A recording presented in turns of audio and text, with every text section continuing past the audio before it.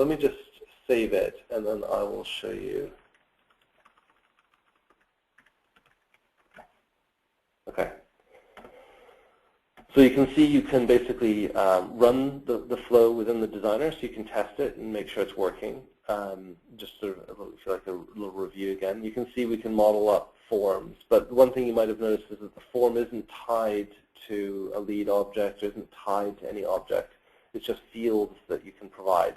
And then you can use that information to drive lookups from Salesforce to get information. You can also obviously create decisions and logic to actually decide what path users will follow based on information they've provided.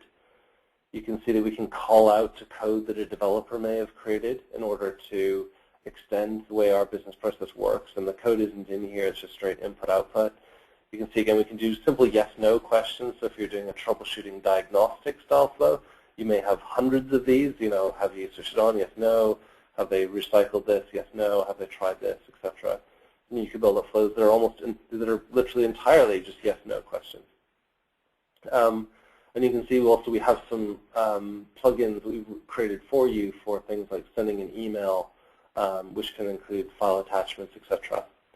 And so you can see as well, we've tried to create some facilities that allow you to kind of conceptually map it first before dropping directly into implementing a full flow. So those are some of the things that hopefully you took away from that, as well as feeling like, wow, that's a hell of a lot of information to ingest in just a few minutes.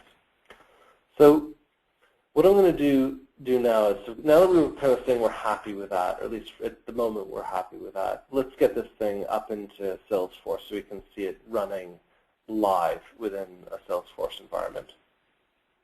So to do that, and you can do this at any time. Don't feel you have to wait until the end in order to upload your flows and try them. But in order to do that, all I did was I saved the file on my desktop, so it's still file-based, and I'm just simply going to upload it from here. So this is from the setup area. I just select my file, so I believe is that one. Yep. Okay, and then I click on upload. If there are any issues with the flow or any kind of things that maybe with validation that we kind of feel maybe we should feed back to you to say, well, you might want to look at this, then we'll provide those informations here, that bit of information here. So you can see here it's kind of saying in the send quote, we haven't completed all the parameters. It won't really cause a problem, but just so you're aware. We'll just ignore that and continue. And what you'll see here now is that the flow is up here. It's assigned us a version 1, and we're ready to go. So we can actually now run this flow immediately from here. So we'll do that now. So what's really cool is that flow is now, we tested it on the desktop, and now it's on Salesforce. That's it. It's now a fully baked Salesforce application. We didn't need to code any Visualforce or anything like that. It's now, our code is now fully working. So we'll put in, let's not use wood because that seemed to be a bit of a funny one. Let's look at some leads that maybe are different. I'll put in Smith. So Smith, 94105. Next. You'll see we're kind of handling, sort of it nicely for you. So you can see, well, either we can select nothing found or we can select John Smith. So I'm going to select John Smith. Click next. And you can see now it's got our form that's saying, okay, what is the amount? So it was, let's say that the amount is, let's go for 500,000, which amazingly in Silicon Valley wouldn't buy you very much. If we, for 500,000, if I put in, say, 30 years and click next, you'll see that basically our policy is kicked in and said, well, hold on, that's over 25 years. We can't offer you a quote on that. That's fine. So you can see our decision worked for us there. We'll go back and try something else. We'll say, okay, actually, yeah, all right, 25. Next. And basically, in that step, it did quite a few things. Let's just review where we are now in the flow. Is that basically that went away and went to our, so it executed that decision. It did the call out to Apex, and Apex returned that mortgage amount into that variable called mortgage, and now populated that value for us, and now we're here, and now we're happy to proceed. So that's what you're seeing, and that's quite a lot. The it's right there. And it says, are you happy to proceed? So if I say no, you'll see that it then takes us on the path to say, finish, no sale. If I go back and say, yes, we are happy to proceed, and click next, hopefully this will work.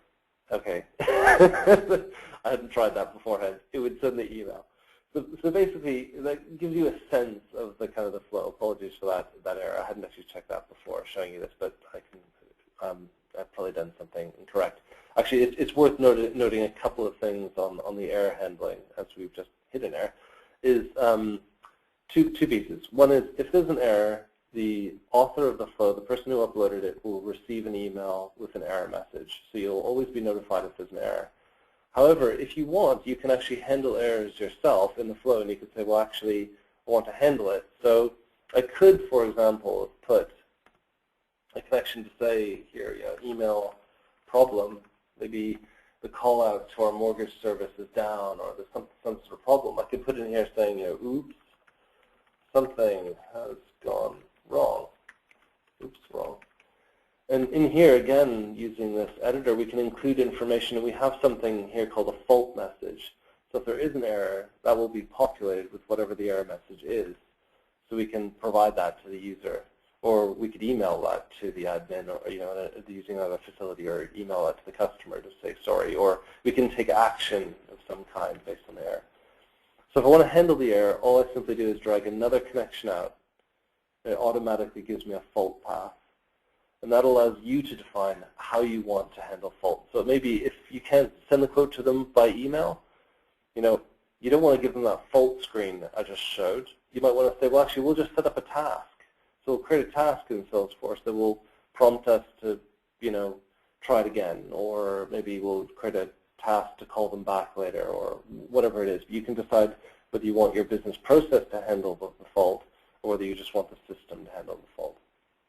And that's really a decision for you guys to make. That's a bit on the error handling. Okay, so that's that piece. Okay, so I think I've kind of got to probably the end of the demonstration. I think I've gone a little bit longer than I'd hoped, but hopefully it gives you guys a very, very quick whistle-stop tour of the kinds of things that you can do with the Flow product.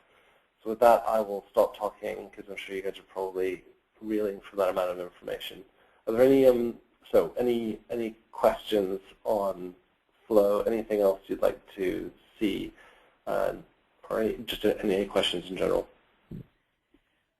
Hi, this is Shelley. I just wanted to let everyone know that we did sort of have less time than we'd hoped to have questions. So let's take a few minutes to answer your questions, and then if you want to go ahead and either chat them to me or email them to me, we will answer them and send out the answers to the entire group over email in the next couple of days, and that way you can all benefit from sort of in a sort of FAQ form. So I'm kind of unmuting all the mics now because we had earlier interference. So if you're talking and we're not hearing you, sorry, I'm I'm in progress. But go ahead and ask questions as you will. Fire away.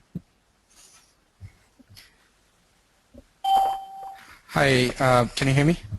Yeah. Hi, this is Imran from the Premier Support Group. When you uploaded the flow, awesome, really great the way you implemented it, but you had to run it from the setup menu. How would you run it from the front end that the user will see? Okay, sure. So if you want to run a flow from the end user perspective, all the flows are exposed using just via a URL, and that's right here. Oh, cool. So you're going to have to create a web tab with that URL? Tab or a button, or it's basically, or from a website, that would become the URL. So basically, yeah, you can, anywhere where you can embed a URL, you can embed a flow. Oh, cool. Thank you. I actually had a question about that I actually posted already to the chat window. On your data lookup, if you receive multiple records back, but you also have multiple fields that you need to show the user, how would you handle that? And the example I gave was, for example, a customer lookup or a lead lookup. but the name is not enough. You actually want to see name and address, for example. How would you show all of that in the choice selection? Sure. So yeah, you can only currently show one field, and that's correct. You know, if I scroll up there, you can see I can only select one field to show the end user, and you saw that I selected name. So you're quite right. I mean, sometimes that's too limited. What we're saying is is that you can do is if you create a formula field, a text formula field, that text formula field is referenceable from here. So you can, and so if you wanted to create but it's still effectively you can still only display one field. But if your formula field is sort of brings together in multiple bits of information from your lead, then effectively that will display as much information. Okay, thank you. Sure. Yeah, so can a task be looped on itself so that a user can like go through that task a number of times, and then like once they choose a certain selection, like go to the next task? Yeah, absolutely. You can do loops, so you can loop around, and yeah, that's absolutely supported. So you can kind of keep sending somebody around the loop again and again. The one thing that I'd just say is that the way the software remembers your looping is it's kind of like it's like a breadcrumb. So when you go round the loop, it's sort of like you're going back on yourself, but the system treats that almost like as a new record in the way that it treats the information that's being collected. So if you go back, it's kind of like if you go round and round and round and round the loop, when you go back, you kind of like unwind the loop. So for example, if I looped around this section, just kept going round and round and round and round. When I go back, I go round, round, round, round, round, round, and then back out again. So it kind of, when you go back, it goes back as many times as you looped going forward, if that makes sense. Steve, if you press back on a flow, does it undo what you had previously done? Let's say you do an allocation or something, and you click back, undo that, or does it stay in place? So it undoes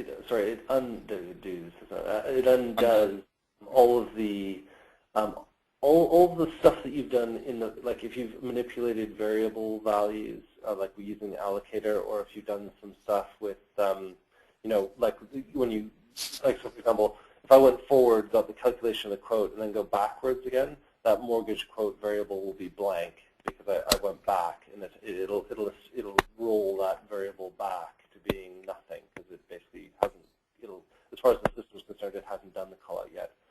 However, when it does the data manipulation or when it does the call out, it doesn't call the plugin and tell it that you went backwards. So effectively, when you go forwards again, it's calling it again. And the same is the case if you're updating records in Salesforce and inserting data. When you go backwards, it doesn't remove the record. It's like an Amazon sale, if you like, you know what I mean. If you're like buying a book, if you kind of like finish the order and you click back, it doesn't take your order back. You have to kind of like remove the order using a different process. So does the global class that you write in Apex have some sort of handler for rollback? It doesn't today. I'd like it to have rollback so that you guys can handle those sorts of events, but it doesn't.